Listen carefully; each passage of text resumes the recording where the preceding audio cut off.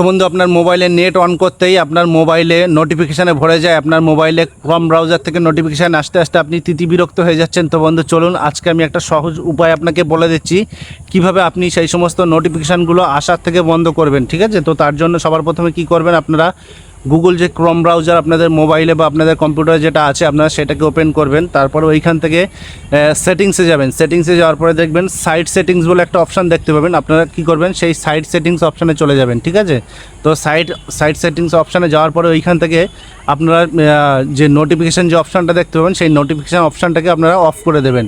এবং আপনারা কি করবেন, যে সমস্ত ওয়েবসাইট থেকে আপনাদের ঘন ঘন নোটিফিকেশান আসে আপনারা সেই সমস্ত ওয়েবসাইটকে ব্লক করে দেবেন ওইখান থেকে। তাহলে দেখবেন এরপর থেকে আপনাদের মোবাইলে আর কোনো রকম নোটিফিকেশান আসবে না, আপনাদের বিরক্তি হবে না, আপনাদের কাজ করতে খুব সুবিধা হবে।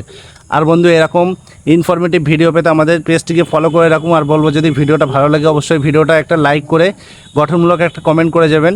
ঠিক আছে।